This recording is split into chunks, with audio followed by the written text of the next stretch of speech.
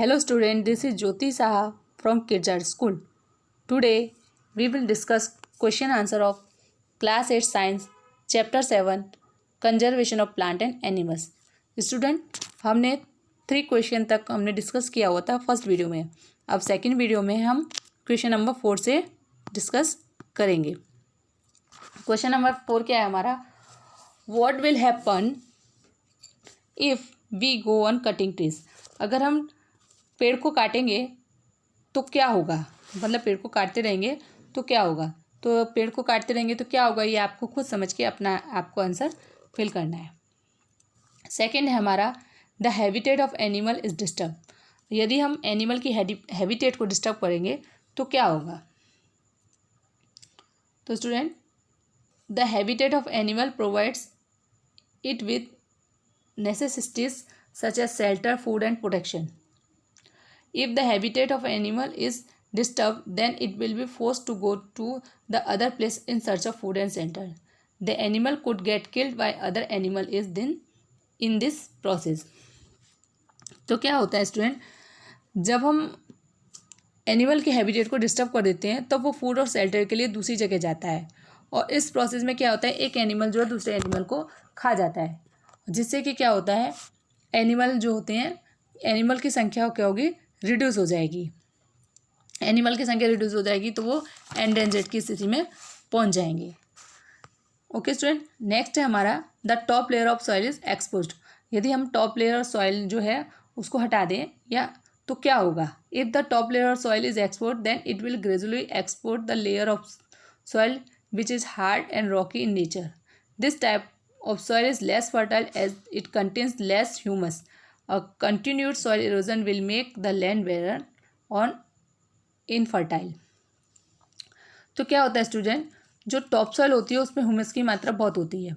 जब हम इसकी टॉप सॉइल को हटा देते हैं तो क्या होता है, ह्यूम सॉइल में ह्यूमस की मात्रा कम हो जाती है, जिससे सॉइल की फर्टिलिटी कम हो जाती है, और धीरे धीरे जो है फर्टाइल क्या होती है, डेजर्ट में चेंज हो जाती है या फिर वो बंजर हो जाती है.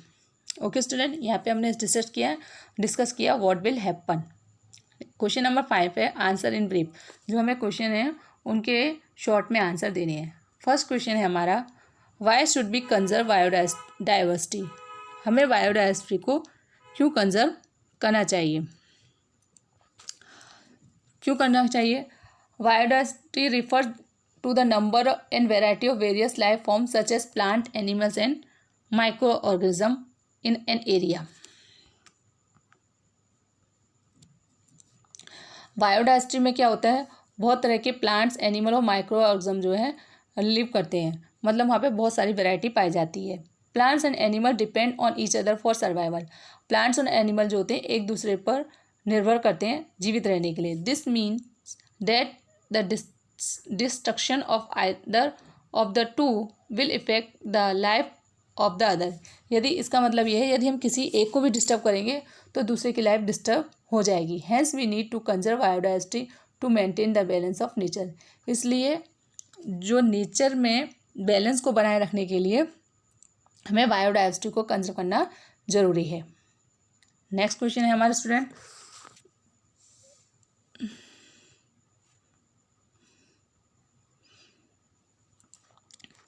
Protected forests are also not completely safe for wild animal bye.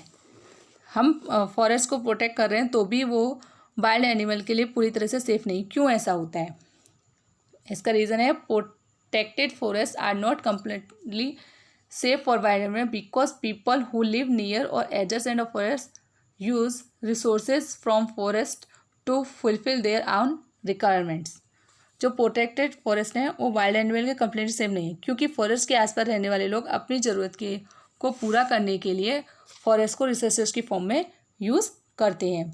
तो क्या होता है उससे, in this process wild animals are killed and sold for lucrative amounts of money.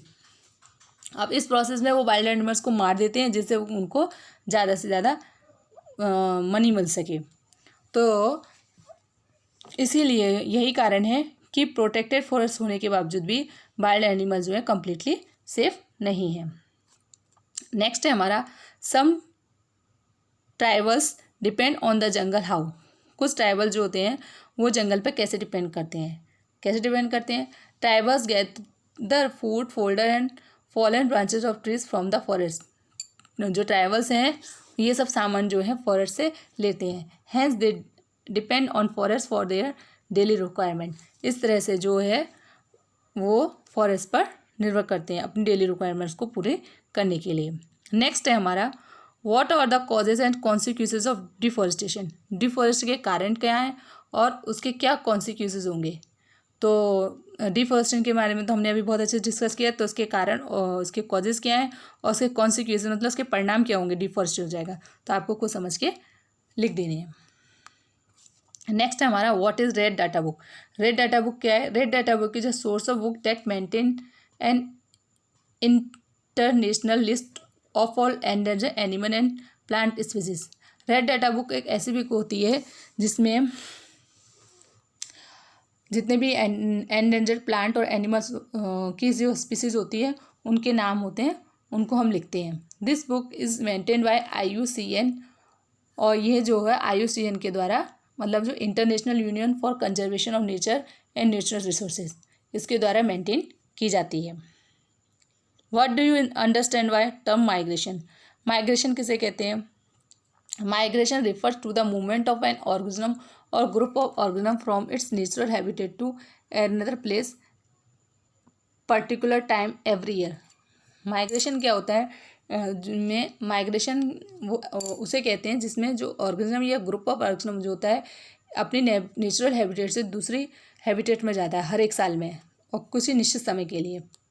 और organism migrate from one place to another to avoid inhabitable climatic condition और breeding. और ये organism जो होते हैं वहाँ जो क्लाइमेटिक कंडीशन होती है वहाँ की वो उनके लिए सूटेबल नहीं होती है, इसलिए वो छोड़कर इस जगह को छोड़कर दूसरी जगह चले जाते हैं या फिर वो ब्रीडिंग के लिए माइग्रेट करते हैं। क्वेश्चन नंबर 6 में हमें कहा गया है in order to meet the ever increasing demand in factories and for shelter, trees are being continually cut. It is justified to cut trees for such projects. Discuss and prepare a brief report. कि हम किसी भी project को बनाने के लिए plant को काट रहे हैं या कि शेल्टर के लिए हम प्लांट को काट रहे हैं तो हम उसकी कंटिन्यूस कटिंग कर रहे हैं, तो क्या ये सही है, इसके बारे में आपको डिस्कस करना है। तो आपको उस पर रिपोर्ट तैयार करनी है, तो आपको ये अपने आप करना है स्टूडेंट। नेक्स्ट है आपको how can you contribute to the maintain of green belt of your locality. आपके चारों ओर की लोकेलिटी है उसको ग्रीन बनाने के लिए, आप ग्रीनरी मेंटेन करने के लिए आपकी लोकेलिटी में आप कैसे योगदान करोगे। Make a list of action to be taken by you, और उसकी आपको लिस्ट बनानी है जो आप एक्शन लोगे। ओके स्टूडेंट, तो ये आपको अपने आप समझ के लिखना है। Explain how deforestation lead to reduce rainfall. आपको एक्सप्लेन करना है कि डिफॉरेस्टेशन के कारण कैसे रेनफॉल कम हो जाती है। डिफॉरेस्टेशन के बारे में तभी हमने बहुत सारा डिस्कस किया है, उसके अकॉर्डिंग आपको समझ के लिखना है। क्वेश्चन नंबर जो आपका 9 है उसमें कहा गया है find out about national park in your state identified and so their location on outline map of India. तो यहाँ पे जो है ना दिया, आपको ये वाला नहीं करना है, आपको अपनी स्टेट के अकॉर्डिंग करना है। ये जो दिया गया है यहाँ पे कोवट नेशनल पार्क दिया गया है जो कि दिल्ली में है, तो आप दिल्ली में थोड़े रहते हो, आपको लिखना है कि आप जिस स्टेट में रहते हो उसमें आपके कौन से नेशनल पार्क है और उनको आउटलाइन मैप पर आपको दिखाना भी है। तो हम लोग कहाँ रहते हैं, हम लोग गुजरात में रहते हैं। तो गुजरात में हमारे जो स्टेट है उसमें कौन कौन से नेशनल पार्क में आपको बताती हूँ। पहला है आपका गिर नेशनल पार्क जो कि जूनागढ़ में है, ब्लैक बक नेशनल पार्क है जो कि आपका भावनगर में है, बासंदा नेशनल पार्क है जो नवसारी में है, मेरे नेशनल पार्क है वो आपका जामनगर में है। तो ये वाले नेशनल पार्क आपको नोटबुक में लिखने हैं, फिर उसको आउटलाइन मैप बनाकर आपको रिप्रेजेंट कर देना है अपनी नोटबुक में। क्वेश्चन नंबर 10 है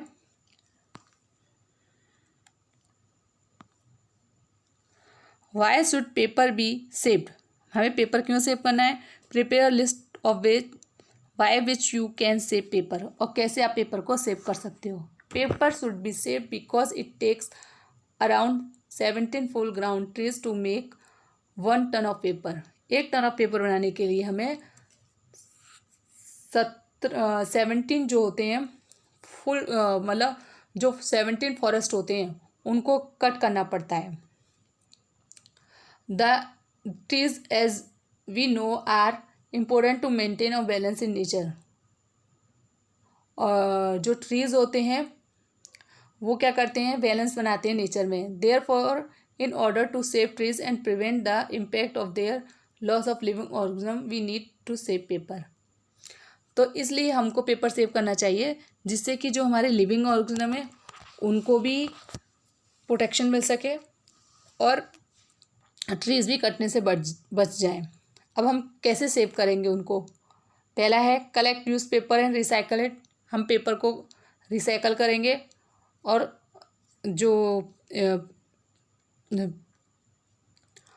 उसको हम रिसाइकल तो करेंगे और जो मतलब जो पेपर यूज़ किया है उसको हम रिसाइकल करेंगे। Use both side of paper for writing. दोनों तरफ लिखेंगे हम पेपर के। Spread awareness about the importance of paper. Paper की कितनी इंपॉर्टेंस है इसके बारे में हम जागरूकता फैलाएंगे। Use paper intelligently. और पेपर को हम बुद्धिमानी से यूज़ करेंगे। क्वेश्चन नंबर 11 में दिया है कंप्लीट द वर्ड पजल। ये वर्ड पजल है वो आपको कंप्लीट करनी है। इसमें क्या कहा गया है, पहले आपको डाउनवर्ड में जाना है और फिर एक्रॉस में जाना है। डाउनवर्ड में पहला पॉइंट आपका है species on the words of extinction. ऐसी जो स्पीसीज जो कि समाप्त होने की सीमा पे है उन्हें हम क्या कहते हैं? उन्हें हम कहते हैं एंडेंजर्ड स्पीसीज। तो जो यहाँ पे आपको कैसे जाना है, यहाँ पे आपको इसका जो पहला पॉइंट है यहाँ क्या आएगा आंसर आपका एंडेंजर्ड स्पीसीज। इसी तरह से जो एक्रॉस में दिया है स्पीसीज विच हैव वेनिस्ड। ऐसी स्पीसीज जो कि समाप्त हो चुकी हैं। तो आपको अब क्या करना है, आपको एक्रॉस में जाना है। आपका जो 1 पॉइंट एक्रॉस में जाना है, यहाँ पे क्या आएगा आपका एक्सटिंक्ट, EXTINCT। ओके स्टूडेंट, तो यहाँ पे जो आपका है चैप्टर नंबर 7 है वो उसका जो एक्सरसाइज का एक्सप्लेनेशन है वो फिनिश होता है। नेक्स्ट चैप्टर को हम नेक्स्ट वीडियो में डिस्कस करेंगे। Okay, thank you, bye.